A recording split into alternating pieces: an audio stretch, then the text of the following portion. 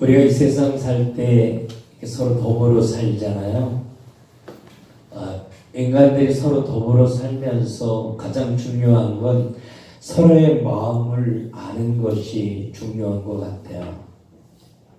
가까운 관계일수록 부모와 자식, 부부 간에, 형제들 간에, 또 교회 식구들 관계 속에서 서로의 마음을 알고 이해하는 게 중요한데, 상대의 마음을 알고 이해하려고 하지 않냐고 내 마음만 이해해달라고 할 때 관계는 깨어지잖아요. 갈등이 오게 되는 거죠. 그럼에도 불구하고 많은 사람들이 그렇게 살고 있습니다. 하나님과 나와의 끊어지지 않는 관계 속에 있으면서도 우리는 하나님의 마음 잘 이해하려고 하지 않잖아요. 언제나 나 아프다고, 나 힘들다고, 나 왜 이렇게 하는 거냐고. 언제나 내 마음만 살펴달라고 하나님의 이름을 부르고 살 때 우리 너무 많이 있거든요. 하나님이 이 마지막 시대에 하나님의 마음을 아는 자를 찾으실 것 같아요. 하나님이 사람을 지으실 때 하나님과 더불어 하나님이 만든 모든 걸 다 주면서 행복하게 살아. 그렇게 행복하게 사는 걸 보면서 하나님 너무 좋았던 거죠. 근데 하나님의 말을 불순종하고 하나님 팽개치고 떠나가서 마귀 손에 붙들려서 고통과 저주 가운데 살게 되었는데 하나님의 마음이 너무 아픈 거예요. 우리가 하나님의 마음을 이해할 때 이 아픈 마음까지 이해하는 자가 하나님 아는 것 같아요. 그래서 하나님은 죄 없는 짐승을 잡아서 피 흘려 죽이고 그것으로 옷을 만들어서 에덴 동산에 숨어 무너져 있는 아담과 하와를 찾아가셔요. 아픈 마음으로, 사랑하는 마음으로. 그리고 아담에게 이야기해요. 아담아, 너 여기 왜 있냐? 너는 이렇게 슬픔과 고통과 좌절 가운데 무너져 있으면 안 돼. 내가 그거 원하는 거 아니잖아. 넌 일어나야지. 이러면서 가죽옷을 지어 입히면서 아담에게 물었을 때 아담이 이 하나님의 마음을 전혀 이해하지 못해요. 당신이 내게 준 저 여자 때문에 나 이렇게 됐잖아. 이 아담의 대답이었어요. 우리처럼요. 그럼에도 불구하고 하나님은 아무런 말씀하지 아니하시고 가죽옷을 입혀주면서 부끄러움과 수치를 가리게 해주면서 하나님은 행복해 하셔요. 그런 인간을 하나님이 축복하셔서 세상의 문화를 건설하게 하시고 하나님이 도우신 은혜를 주시는데 가인이 아벨을 때려 죽임으로 말미암아 가인의 후손들이 사는데 그 가인의 후손들이 하나님께로 돌아오기를 기다려요. 돌아오지 않아요. 하나님의 아픈 마음으로 기다리다가 아벨이 죽고 나서 셋이라고 하는 아들을 주셔요. 그래서 셋이 이 세상에 살면서 비로소 하나님의 이름을 부르며 살게 돼요. 하나님의 입장에서는 굉장히 위로가 되었던 거죠. 얼마 가지 않아서 셋의 후손이 가인의 후손들과 더불어 타락해요. 그리고 창세기 6장 6절 7절에 보면 하나님이 그 모습을 바라보면서 마음에 한탄하시고 근심하사 하나님의 아픈 마음으로 그 세상을 바라보셔요. 그리고 그 아픈 마음을 가지고 하나님은 이 세상을 물로 심판하기로 작정하셔요. 그 어느 누구도 이 하나님의 마음을 살피려고 하지 않았죠. 하나님은 무너지고 깨어진 이 세상을 살리기 위해서 정말 다 무너지고 처절하게 깨어진 한 가정을 부르시는데 아브라함의 가정을 부르셨어요. 하나님이 부를 만한 자격 조건 전혀 없었잖아요. 근데도 은혜로 사랑으로 아브라함 곁에 찾아가서 아브라함을 부르면서 창세기 12장에 내가 너 축복해 줄 거야. 내 이름을 창대하게 만들어 줄 거라고. 그래서 너를 통해서 온 민족이 살아나게 할 거야. 알았지? 그리고 아브라함을 가나안 땅으로 이끌어 가셔요. 그런데 아브라함은 가나안의 흉년이 들어서 먹고 사는 문제를 해결한다고 하나님이 절대로 가서는 안 된다고 말씀한 땅, 이사야 31장 1절에 도움을 받기 위해서 애굽으로 내려가는 자는 환히 있을진저, 하나님이 그렇게 말씀했음에도 불구하고 먹고 사는 문제를 해결하려고 애굽으로 내려갔다가 아내를 남의 남자 품 안에 빼앗기고 몇 개의 재물을 얻어요. 너무 힘든 거예요. 그토록 사랑하는 아내를 남의 남자 품 안에 빼앗기고 잠을 잘 수 없는 고통이 아브라함에게 있었어요. 아무도 그 고통 알지 못하는데 하나님이 너무 아픈 거예요. 아브라함이 그 고통 가운데 눈물을 흘리고 있는 그 모습을 보시는데 하나님의 마음이 너무 아픈 거예요. 아브라함을 찾아가 위로해주고 싶었지만 위로가 되지 않을 것 같았어요. 그래서 하나님은 바로를 찾아가죠. 그리고 창세기 12장 17절에 아브라함의 아내 사라의 용고로 바로에게 재앙을 내리죠. 바로에게 재앙을 내리면서 사라를 빼앗아 아브라함의 품에 넘겨주면서 이제 괜찮니? 그렇게 아브라함을 살피셨던 그 하나님이 오늘 나와 함께 계신 그분이 내 아버지예요. 우리가 이 하나님의 마음을 이해하지 못하고 세상을 붙잡고 세상 사랑하고 고통과 저주와 상처 가운데 살 때 정말 마음 아픈 분은 하나님이셔요. 우리가 고통과 저주 가운데 살다가 지옥 가는 인생을 하나님이 아시고 그 하나님은 너무 마음이 아파서 하나밖에 없는 독생자 예수 그리스도를 위하여 우리를 위해 생명을 내어주셨잖아요. 그의 아버지의 마음이에요. 예수님이 이 땅에 계셨을 때 예수님이 참 사랑했던 한 가정이 있었어요. 나사로라고 하는 가정이었어요. 나사로와 누이 동생 마르다, 마리아요. 아마 어렸을 때부터 부모를 여의고 고아로 살았던 외로운 남매들이었던 것 같아요. 그래서 나사로 가정을 이야기할 때는 예수님이 사랑하는 가정 이렇게 말해요. 그래서 나사로의 가정의 이 세 남매는 예수님이 있는 것으로 너무 든든했어요. 근심 걱정이 없었어요. 그런데 어느 날 나사로가 몸이 아파 병들었는데 고치지 못하는 거예요. 죽게 된 거예요. 그래서 멀리 떠나간 예수님이 오셔서 오빠를 고쳐주기를 원하는 간절함으로 누이 동생들이 사람을 보내요. 근데 예수님은 오시지 않았어요. 그리고 나사로는 이 세상을 떠나가죠. 마르다와 마리아는 예수님의 마음을 이해할 수 없었어요.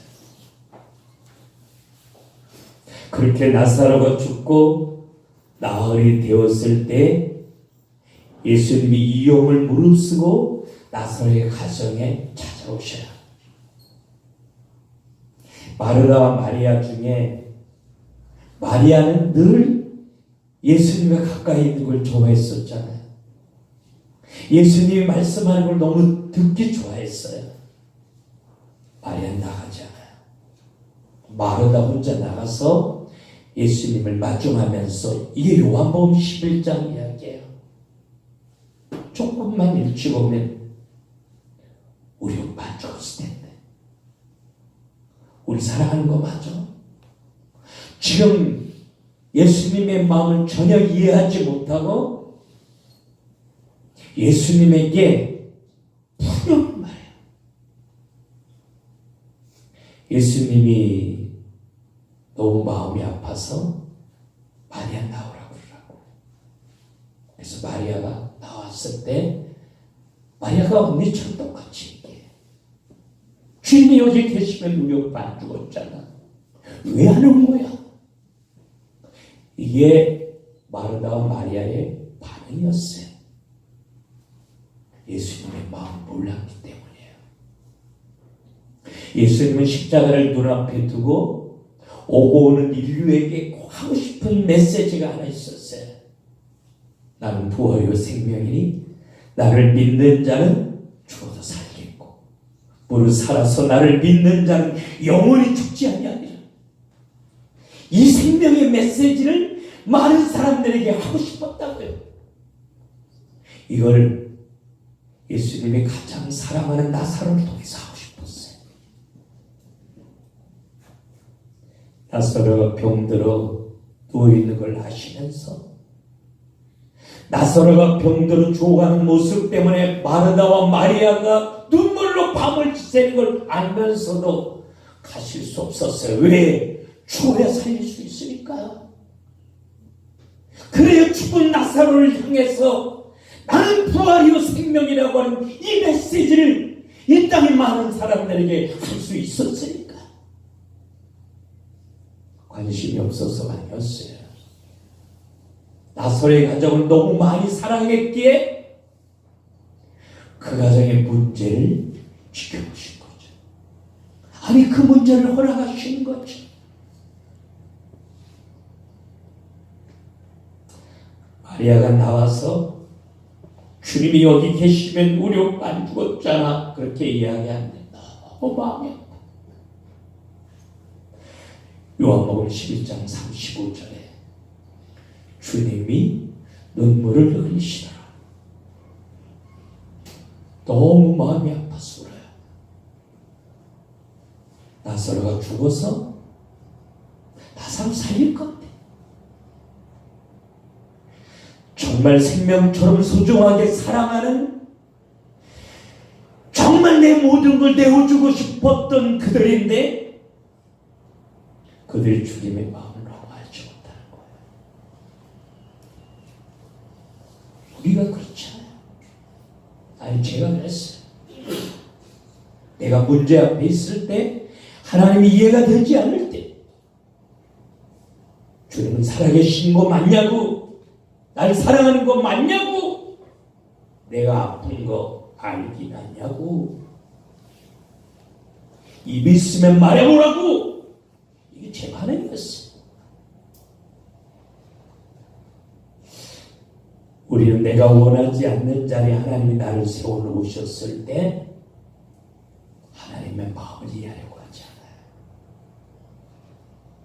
내 아픈 거 이해해달라고. 내가 얼마나 아픈지 아냐고. 이 아픈 문제 해결해주면 안 되냐고. 이게 우리의 영적 수준이죠.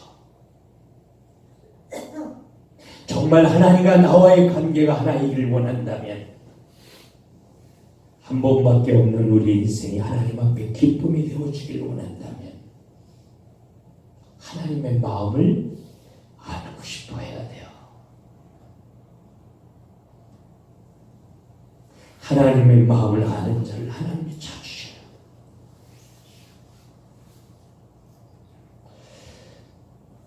제가 늘 힘들고 지치고 무너진 식구들을 만나서 이 하나님을 아는 거 기회에 줘요.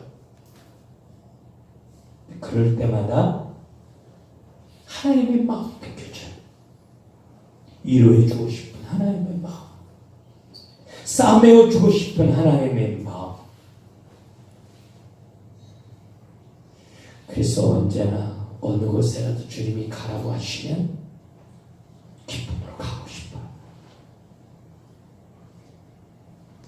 오늘 본문에 이사야가 그렇게 하나님 사랑했던 우시아 왕이 죽고 나서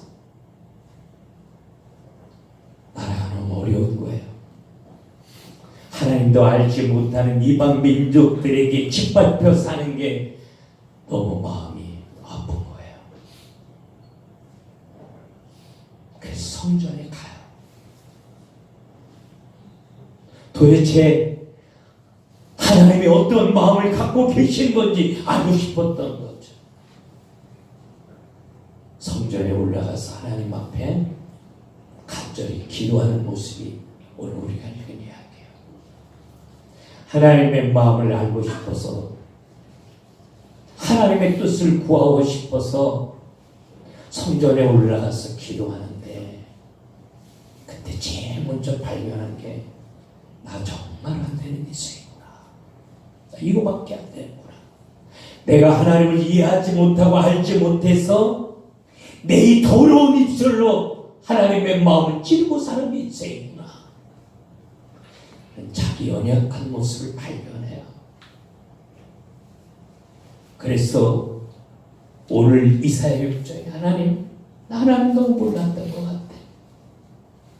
내가 하나님의 마음을 너무 몰랐다고. 그래서 내 입술로 문제한 것 같아. 입술이 부정한 자야.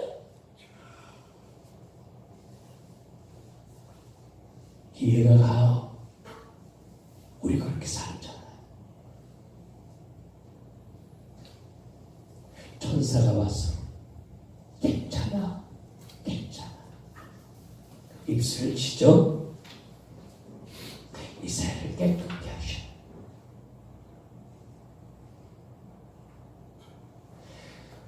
예수 만나 구원받는 순간 우리는 하나님의 놀라운 사랑과 계획 속에 들어가게 되는데, 그때부터 하나님은 철저하게 아주 정확하게 내 걸음을 인도하셔요.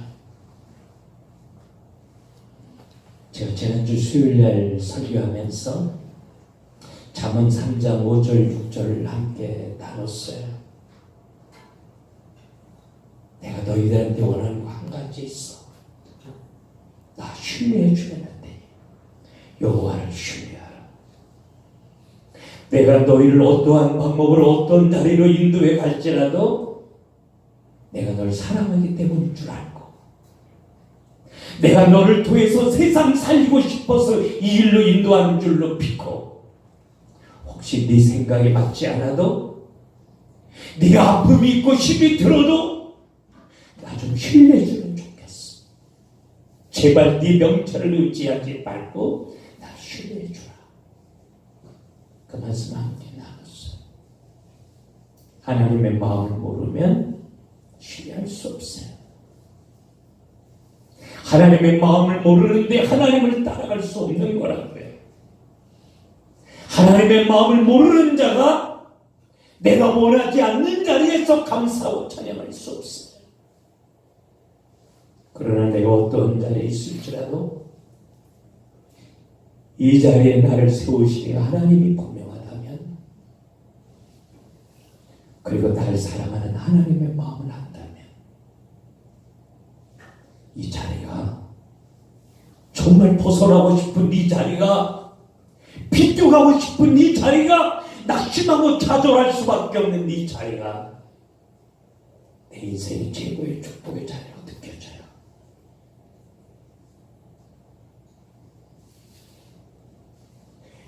이사야에게 하나님이 죄와 험을 씻으시고, 괜찮아, 이사야 괜찮아, 네가 나 사랑하는 건 알고.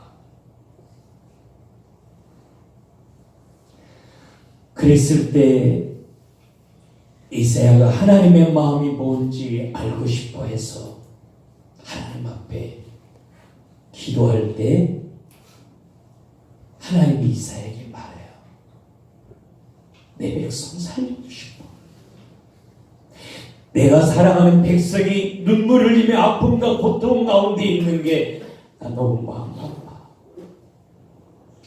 저들을 살리고 싶은데 누구를 보내야 될지 나 몰라.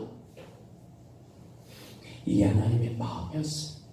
이사야가 본 하나님의 마음이 이거였어요.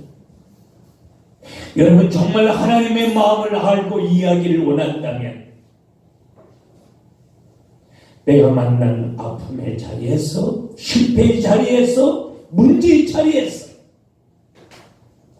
하나님을 바라보며 기도할 수 있어야 돼요. 예레미야 33장 3절에 하나님이 2절에 일을 행하는 여호와, 그 일을 성취하시는 여호와, 그 하나님이 너에게 말한다고. 네가 지금 감당할 수 없는 문제, 아픔, 절망, 좌절, 갈등이 있는데 그때 네가 내 앞에 나와서 부르짖어 기도해 줬으면 좋겠어. 너희는 내게 부르짖어라. 내가 네게 응답하겠고 네가 알지 못한 크고 비밀한 일을 네게 보이리라. 네가 감당할 수 없는 문제 앞에서 내 마음이 무엇인지 알고 싶어서 나한테 나와 부르짖어 기도했으면 좋겠다고. 그러면 내가 내 마음을 너한테 알게 해줄 거니까. 하나님은 문제를 해결해 준다고 하지 않으셨어요? 왜 너를, 생명처럼 사랑하는 너를 이 문제 앞에 세울 수밖에 없는지 내 마음을 너에게 보여주고 싶다. 그래야 너에게 위로가 될 테니까. 그래야 힘이 될 테니까. 그래야 너를 통해서 하나님의 뜻을 이루어갈 수 있을 테니까. 우리는 문제를 만나면 아프다고 기도해요. 이 문제를 치워달라고 기도해요. 그러나 하나님이 우리에게 원하시는 기도는 이 문제를 통해서 하나님의 마음을 알고 싶어 기도하기를 원하셔요. 여러분, 우리 그랬으면 좋겠어요.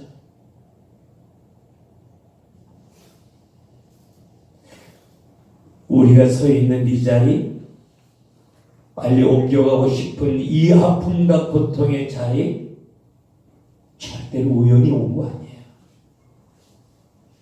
하나님의 인도하심이에요. 왜 여기를 인도했냐고? 왜 세울 데가 없어 날 여기 세웠느냐고? 우리는 하나님의 마음을 살피지 않고 너무 쉽게 그렇게 말해요. 성경에 많은 사람들이 그랬어요. 근데 저도 이만큼 목회하면서 이제 와서 하나님을 느껴요. 그때 하나님이 얼마나 마음 아파하실까. 마르다와 마리아가 그렇게 소리 지르면서 이야기할 때 눈물을 흘리셨던 주님이 자꾸 생각나요.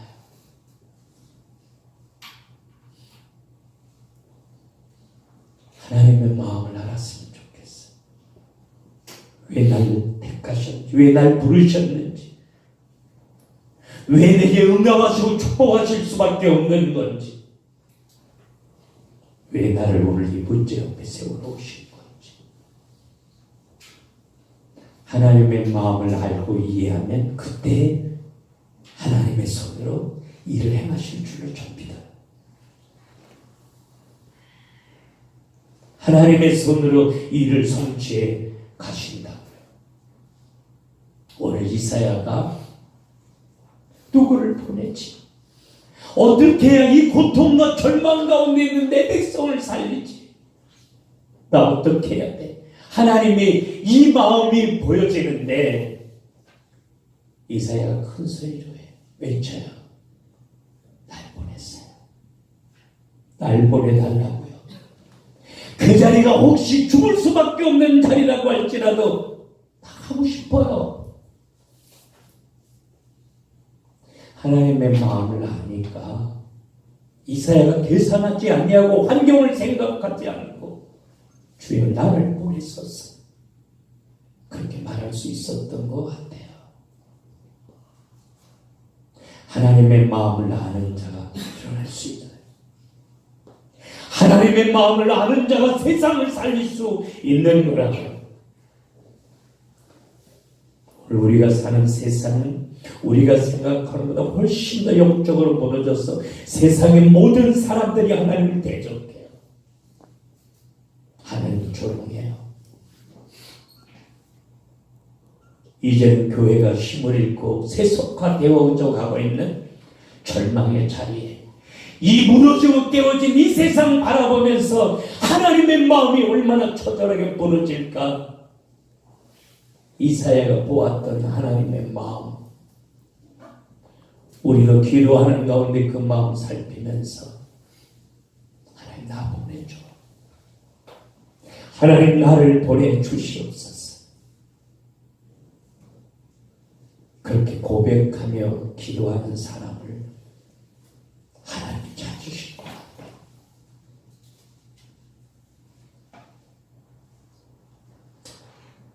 저는 적은 식구들이라고 할지라도 하나님이 내게 붙여주신 한 사람 한 사람이 이 하나님 만났으면 좋겠어요. 이 하나님의 마음을 알았으면 좋겠다.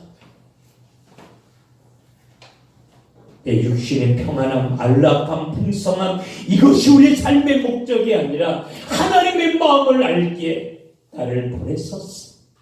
나를 보내소서. 이사야처럼 그렇게 소리쳐대는 사람들로 채워줬으면 좋겠어요. 이게 우리의 꿈이었으면 좋겠다.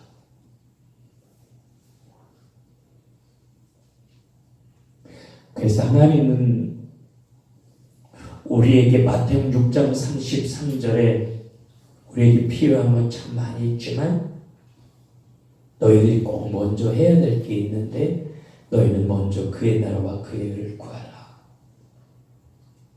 너희들이 필요한 모든 건 내가 다 책임져 줄 테니까. 이게 하나님의 마음이에요. 그의 나라와 그의 의를 구하라고. 그의 의, 하나님과 깊은 인격적인 교제. 헬라어 원문 그대로입니다. 하나님과 가슴이 부딪히는 깊은 인격적인 교제를 할 수 있는 사람이라야만 하나님의 마음을 아는가. 하나님의 마음을 아는 자라야 하나님이 응답하고 축복하시고 그 인생을 통해서 이 세상을 살릴 수 있으니까. 우리에게 필요한 건 너무 많이 있지만 제발 그것보다 하나님과 깊은 인격적인 교제가 끊어지지 않게 해라. 그래서 내 마음을 알아줘라. 그리고 이사야처럼 주여 나를 보내소서. 결단하고 일어나 봐라. 점지를 지은 손으로 내가 너를 도울 테니까. 여러분, 오늘 말씀의 결론이요, 이 일을 위해서 하나님이 우리를 그루터기로 남겨놓았다는 거예요. 밤나무 상술이 나무는 다 배임을 당해서 없어지고 같고 아무것도 아닌 것 같은데 그루터기가 남았다는 거예요. 그래서 여러분 여기 있는 거예요.